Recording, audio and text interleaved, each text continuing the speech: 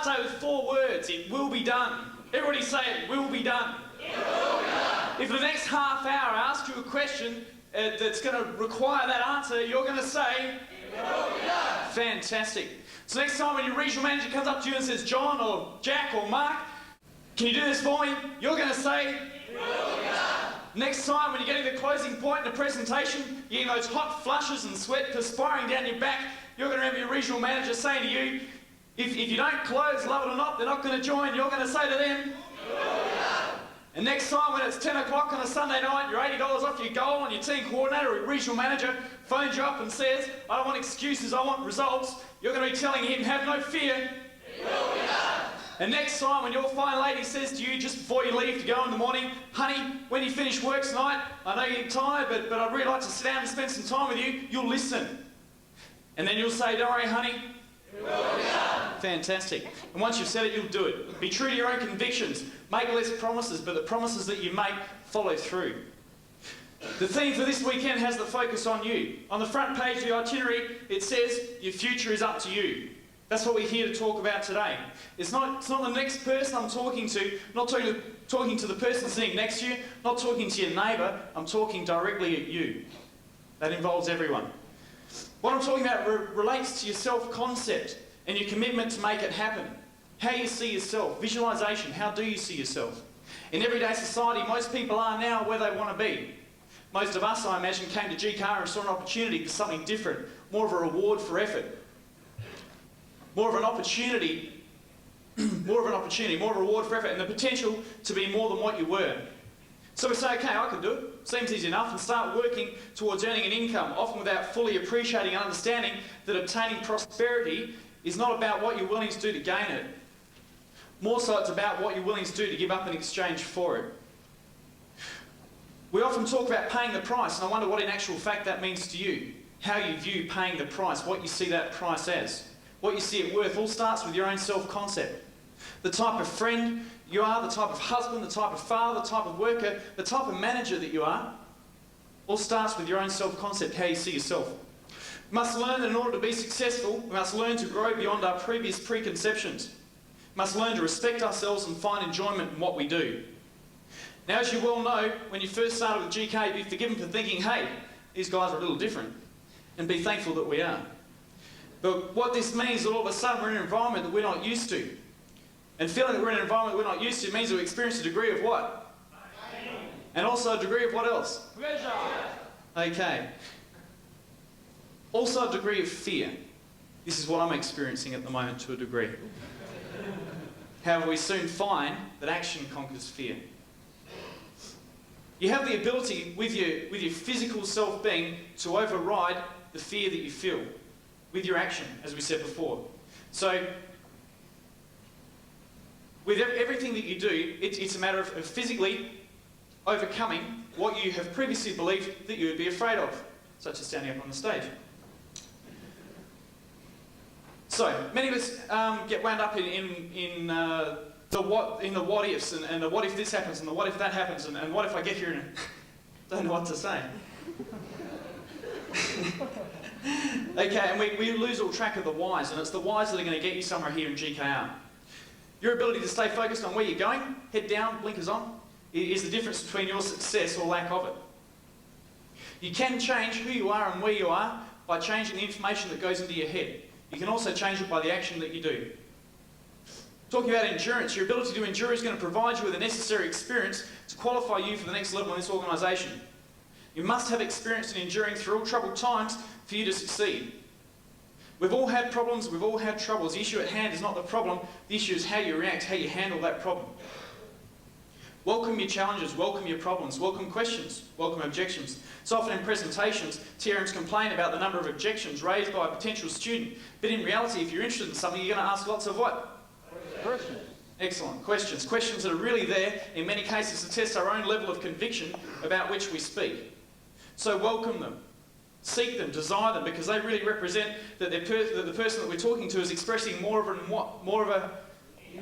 an interest in what we're talking about. Similarly, it's our challenges in life that make us what we are. It's our problems from which we learn. It's being able to deal with those things that many others be unable to deal with that separates us from everybody else.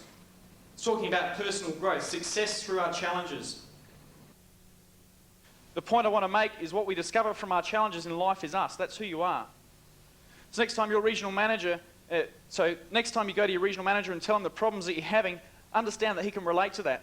He's not just being insensitive to your needs. By telling you that it's just something that you're going to go through and you're going to have to work through. He's not being discompassionate by saying, go listen to a tape, go read a book. What he does understand is that's something that only you can work out by yourself, for it's the action that conquers the fear. So next time he tells you to go and do all those things, you're just going to trust in him, muster up all the strength and conviction that you have, and you're going to say to him, contrary to popular belief, to be successful, you don't have to change who you are. You don't have to change who you are to be successful. You can succeed the way you are, but you must focus on your strengths and ignore your weaknesses. So as opposed to changing yourself, you're changing your focus. This relates again to controlling the way you think, the information that's going to go into your head. Avoid the 3 C's: condemn, complain, and criticise. That's what most people do, and it's called gossip. They complain about things, they condemn other people, and they criticise what they're doing. Don't do it. You're brainwashing yourself for failure. Faith. I have a quote here on faith. Faith is the bird that feels the light and sings when the dawn is still dark. There's a certain amount of, or a lot actually, of belief in this organisation, believing where you're going to be. You can see for a fact that we're going to go where we say we're going to go. It now comes down to you of whether you're going to be with us or not. It's no longer a matter of having belief in GKR, it's just a matter of having belief in whether you're going to be with GKR or not. As has been mentioned many times today, there's no excuse if the dream is big enough. For anyone here with an excuse, there's someone else who's doing it in spite of that excuse, or even because of it.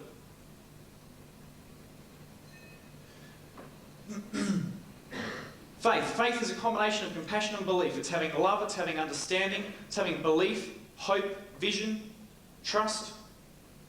Be true to your own convictions. The only time you don't need as much faith is when you have knowledge. Once you've been around long enough, you don't need to have as much faith. You don't need to have as much belief in yourself, because through your previous achievements, through your previous knowledge, you start to just instill a deep sense of belief. 3 P's of work: purpose, perseverance, and patience. You must have a purpose. You must have your reason. We've spoken about that many, many times today. You must have a purpose. You must persevere with what you do. Don't knock on one door, knock on 1,000 doors. I've heard that before.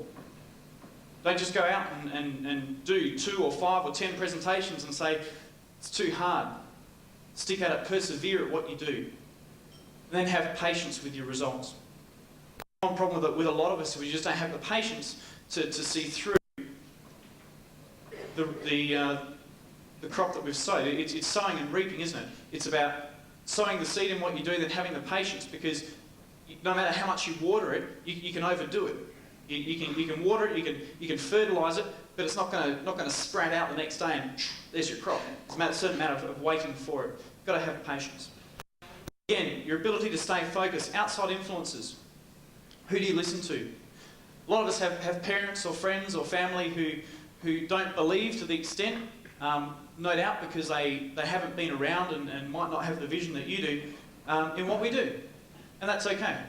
Because for them in their lives, they're doing it for your best intentions. They don't want you to try something and fail, because if you fail, then there's going to be a degree of pain. So what they're trying to do is resolve you from that degree of pain by saying, don't even try, which is pretty weak. Okay, but then all they're doing is basing their decision, or basing their advice on their own personal experiences. But then don't listen to a person like that if you want to be a millionaire. If you want to end up where they are and earn $20,000, $30,000, $40,000 a year, then listen to them. If you want to earn $100,000 a year or $200,000 a year, find someone who's done it and ask them if they think you can do it. Okay? If you're going to ask someone who's never done it if you can do it, of course they're going to say you can't. If you ask someone who has done it, then they know, as we know as regional managers, that you can do what we can do. You can do what we've done. So ask someone who is where you want to be if you can do it. Make sure you think about who you're listening to.